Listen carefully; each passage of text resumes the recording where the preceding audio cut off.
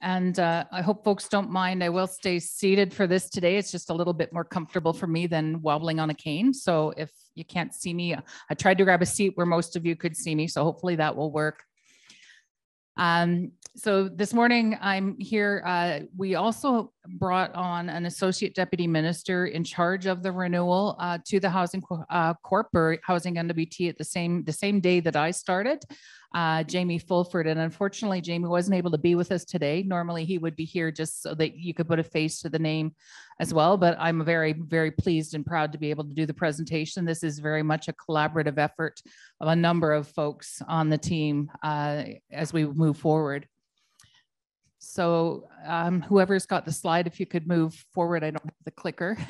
So just very quickly, this will be a brief presentation. We'll talk about why we're doing the renewal, a little bit about our strategy and the new mandate and vision document. We'll talk just briefly on a slide about some of the work related to poverty and the next steps so that you know some of what to expect in the coming months.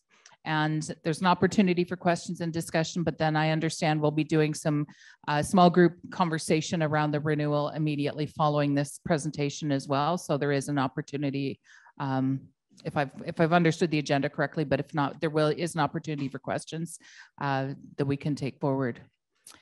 So the next slide on why the renewal, and I'll get you to click forward one more. Any of you, and I mentioned it a bit in my comments yesterday, we've been hearing for years about the problems in the housing system and how it's broken. You know, I saw some of it myself when I came back over to Housing NWT. I've met some of my colleagues who wrote papers for housing 20 years ago about things that needed to be fixed. None of them were addressed.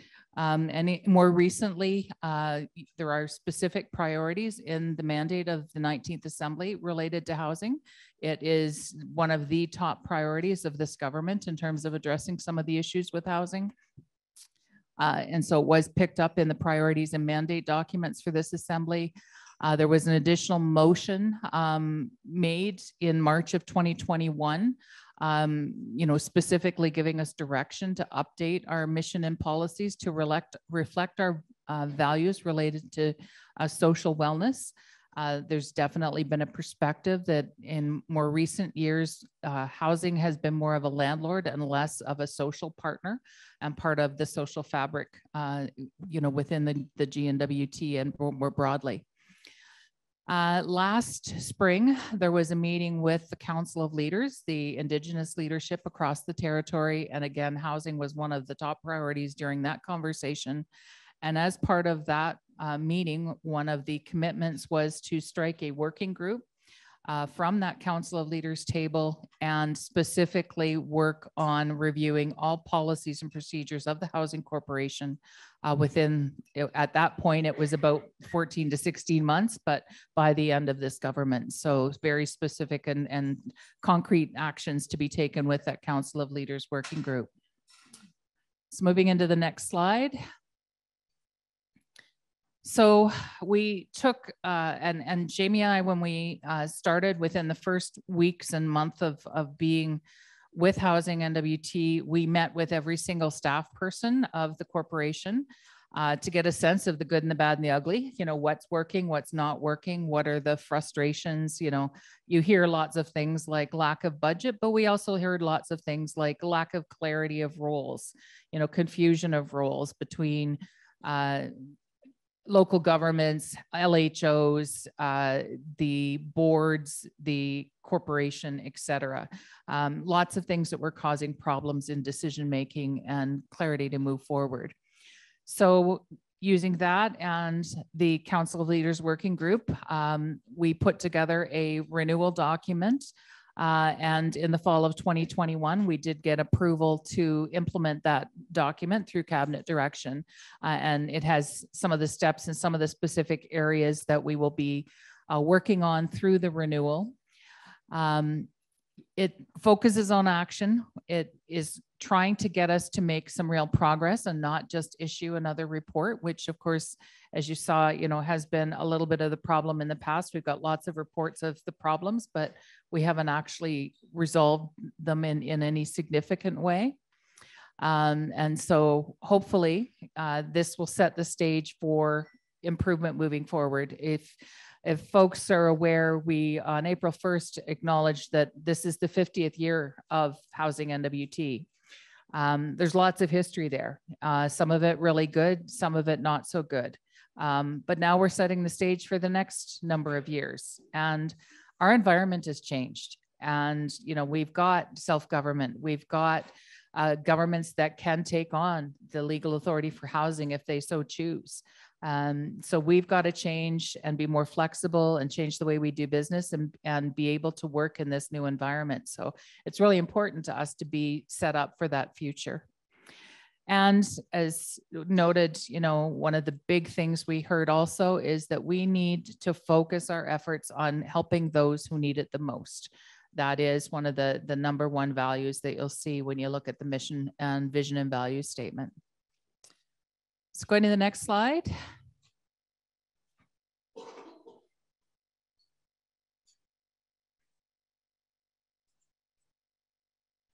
And one more, thanks. So this is a copy of the actual strategy. If you haven't got a copy, it is available on the website, or we can get you a hard copy. Just pop us a note. Moving on to the next slide. So, and as I said, the strategy has 4 pillars, if you want to call them that: purpose, people, programs, and partnerships. And so, from the purpose, what is our goal as housing NWT? How do we fit? How do we organize ourselves with our staff and the supports that we offer? What programs do we offer? Are we offering the right programs? Are we trying to do too much for too many people and then not succeeding in any of it? Those are some of the questions that we're asking as we talk to folks. And then obviously partnerships, and the areas we're speaking about yesterday and today are very clearly areas where partnerships are key. We can't solve the problems alone. We have to work with others to solve the problems. So, slipping to the next slide. And just very quickly, I'll just show you the mission and mandate, and won't go into all of the values, but I'll reference what they are. So this is the mission that was approved last fall, which is increasing the well-being of individuals and communities by providing fair access to quality housing support for people most in need. A couple of things I just want to draw your attention to. Of course, the social element is definitely there. Fair access, because that was something that was brought to our attention, that whatever programs and policies we put in place need to stress the fairness element of it. And housing support. Many of the documents in the past have focused on the infrastructure for housing and not on the programs and the program delivery. And yet, our work involves both constructing housing, but also delivering programs to people who need it.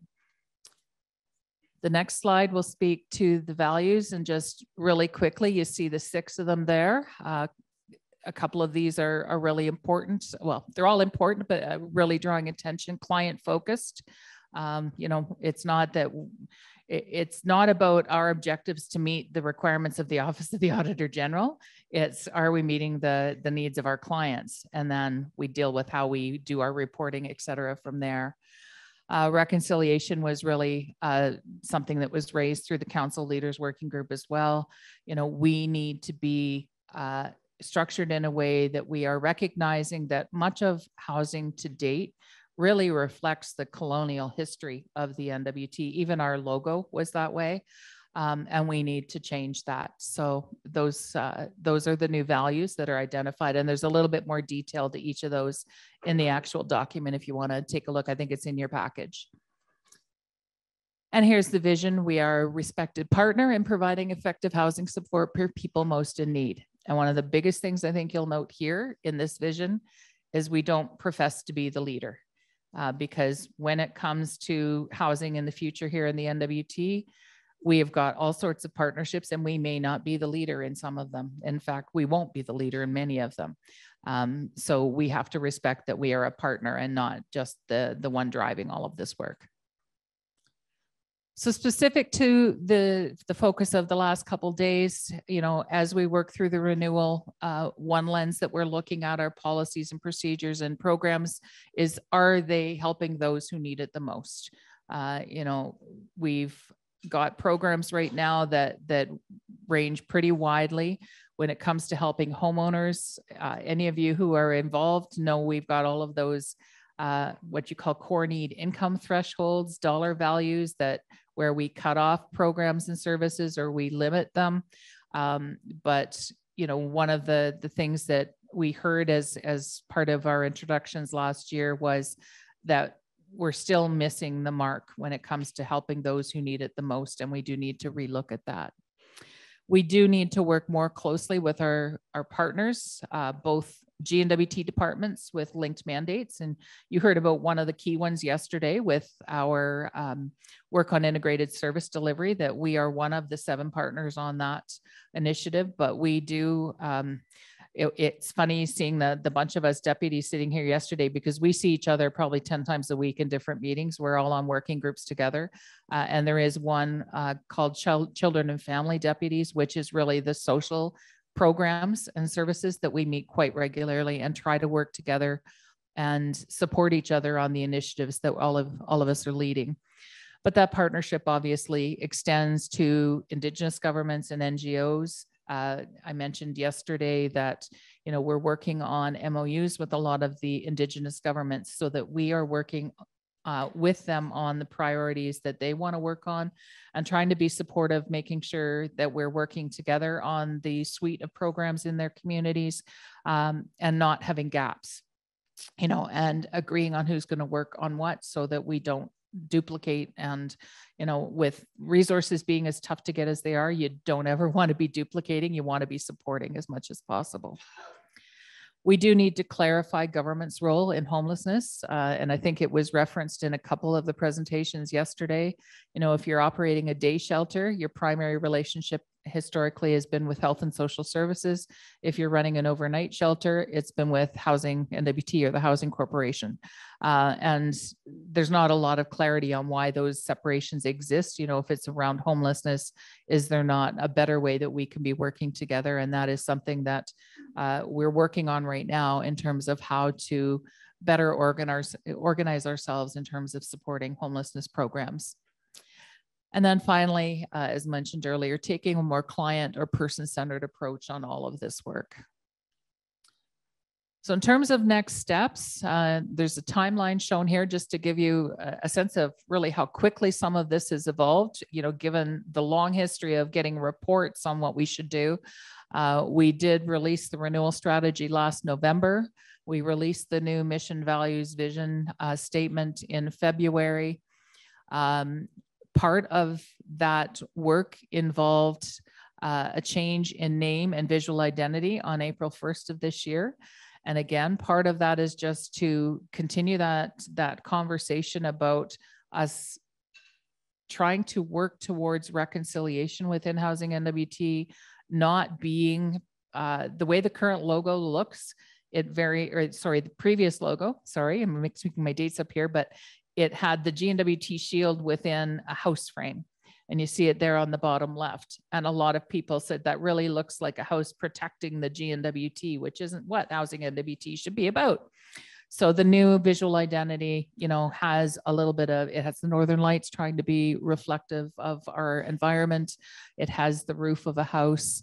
And one of the things you'll see if you get to go to presentations in your regions or within your communities, we have much of this material translated into local languages.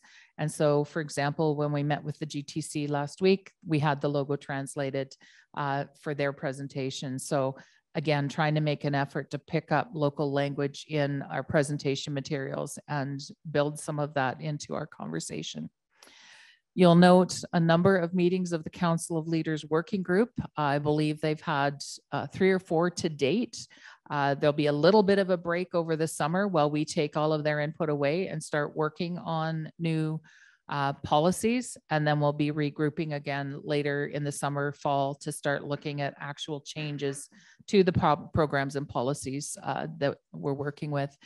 in addition to those meetings, and the reason they're not noted on here because the dates have not been scheduled, but we will be meeting with LHO chairs, with managers, with other stakeholders. I hope to be at the Association of Communities conversations at the beginning of June.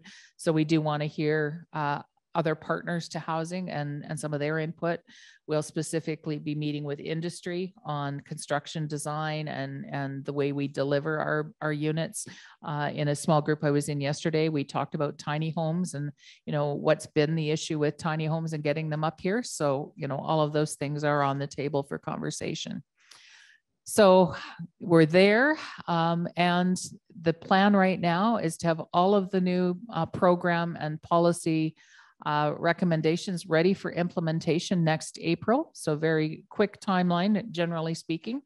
But the one thing that we have flagged, this will not end next April 1st. There will be continuation. If, for example, our legislation requires change, we did not build that into the work plan for this year. The legislation is fairly high level, so we didn't see anything problematic with it waiting. But we do think that probably in the next government, we will want to pursue some changes to the Housing Corporation Act to build in the new name and some of the new values and relationships that we should be identifying in that legislation. So that would be one piece that would come the next government. And of course, as you start to implement new policies and programs, there will probably be needs for tweaks to them as we get them on the ground and find out what's working and not working. Are we achieving what we want to do?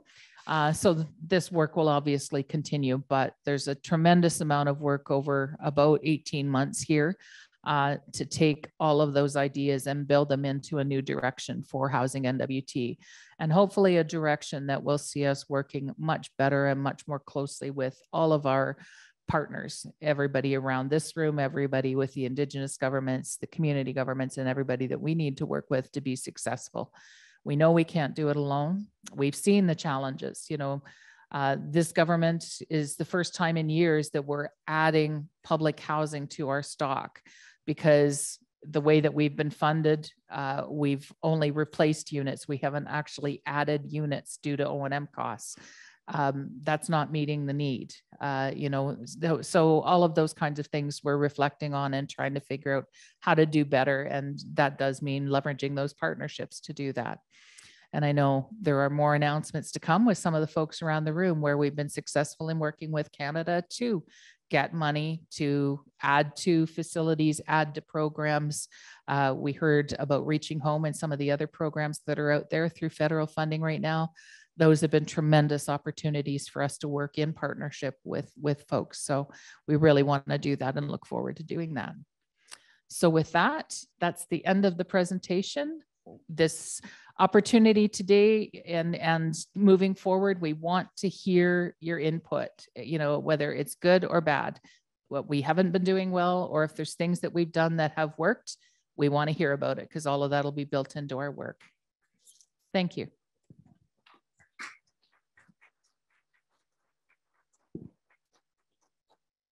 Thank you, Eleanor. Does anybody have any questions? We have like 10 minutes to ask some questions. Raise your hand and Sarah has the mic.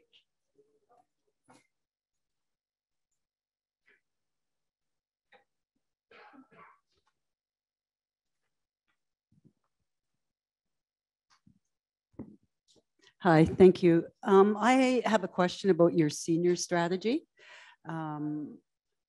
We heard in the Legislative Assembly when they did the budget that, again, there wasn't a lot of money for communities. And, everybody outside of Yellowknife wasn't too impressed with that. So when I saw this seniors strategy, I realized that most of the seniors are in Yellowknife. 2,000, almost 3,000 seniors are in Yellowknife. And we have about 3,800 seniors outside. I want the guarantee that those funds are going to be spent in the communities and not in Yellowknife, because that's where they have a lot of stuff here for elders and seniors, but the communities don't. And I want to make sure, and I want your promise that those funds are going to go to the communities for the seniors in the communities, because I think it's really, really important that that is recognized. Thank you. Thanks. And I'll speak to this from specifically from Housing NWT. The senior strategy overall is a multi-department strategy. And so I can't speak to what other departments will be delivering, but for Housing NWT, we are just in the process, probably this week or next week, in submitting an application to Canada to build between 10 and 15 seniors units in small and remote communities. That is the first target. Hopefully the design of those buildings will be able to be replicated elsewhere, and so we can expand beyond that, but we'll start with that. They're meant to be barrier-free houses that can be accessible, you know, for seniors or disabled in communities. So that is our first priority in that rollout, and then we'll go from there. One of the things for us anyway with Housing NWT is there are other partners in some of our larger centers that we can work with, you know, that can be the applicant, but for small communities, we are driving that work. So it's easy for us to be putting the focus there for this first application.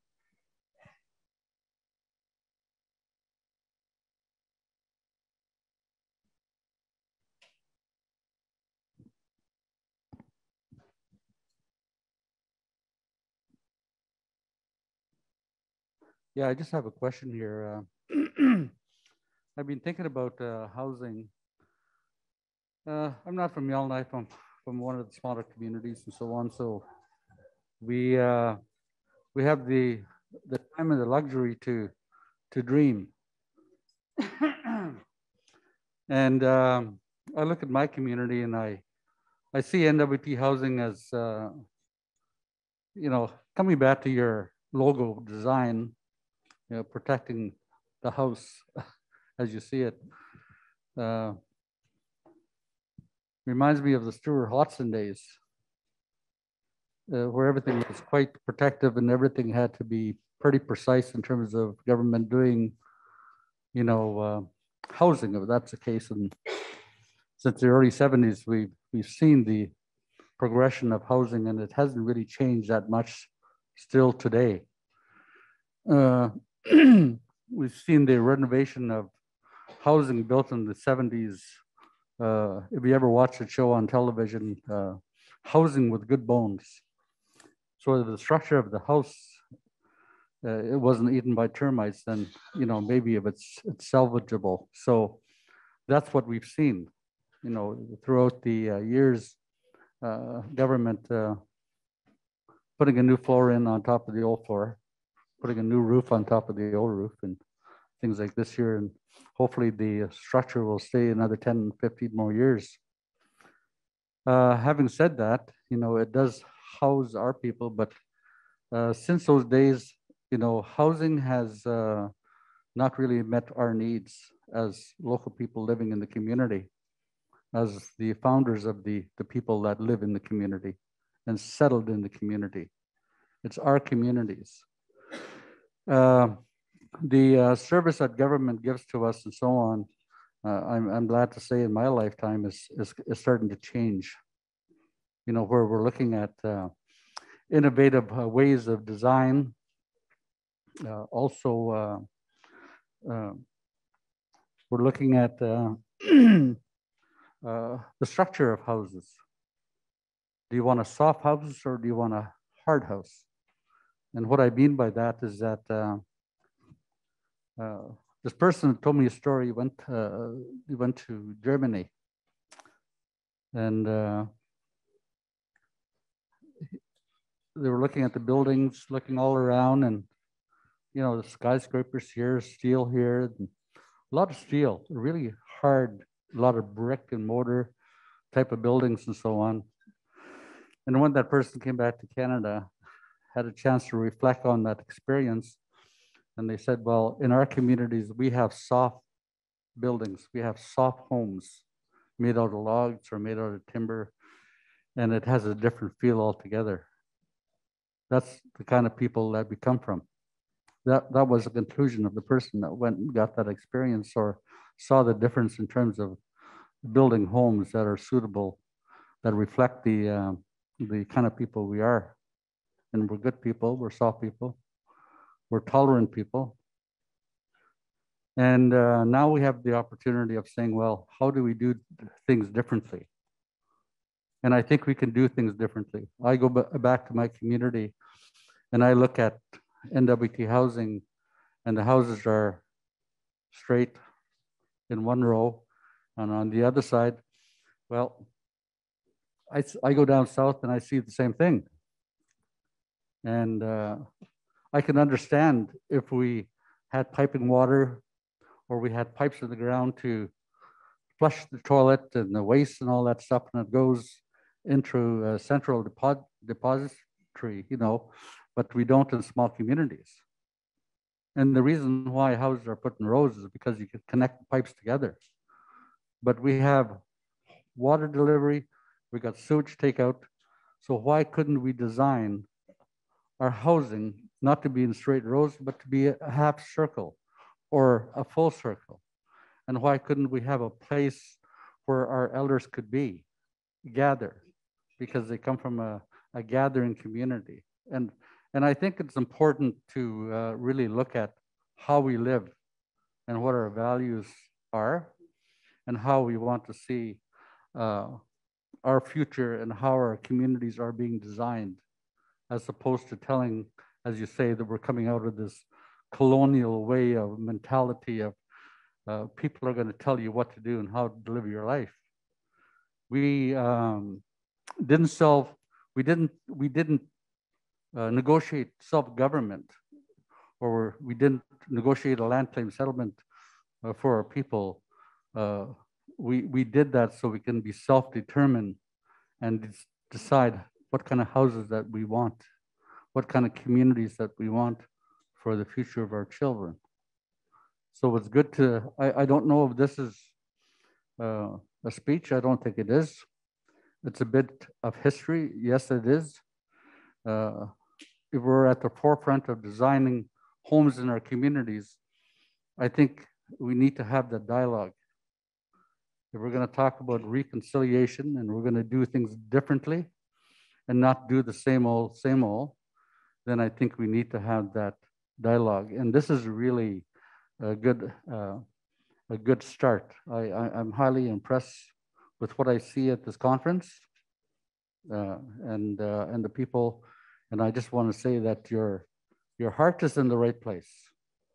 I think if we can fulfill the dream, you know, before we get too old, then maybe things will change. So I just want to thank you for that, and Masi Cho.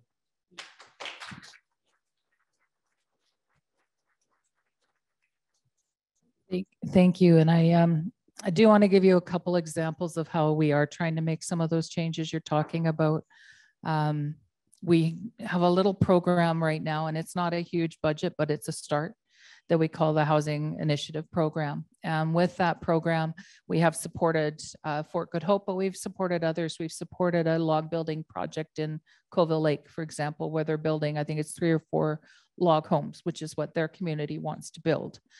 You know, your conversation about design and location, I think that is stuff we need to work with local governments on. We met last week with SSI and with GTC, and one of the things you may be aware through some of the media that Indigenous governments in the NWT are getting separate money from housing for infrastructure and housing. They've all been given a budget to and asked to put a plan together on how they want to spend their money. And we've said to them, if you want our support or want our collaboration, we're happy to be there.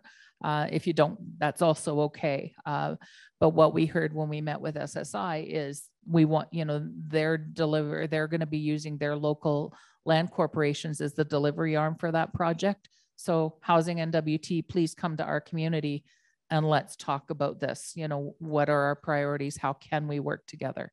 So I really appreciate the comments. I think you're absolutely right. We've come from a time when it was very government controlled and government centered. And the whole purpose of this renewal is to get us to the current times where we are supposed to be supporting self-governments and have programs and services that support the people that need it the most. And we work in collaboration with those that are delivering that. So appreciate the feedback. I do hope that in a couple years' time, this will be more than a dream and you'll see some of this really coming to life in your communities, because that's my goal in this. Before I retire, I want to see some of those changes. So thank you. Thank you.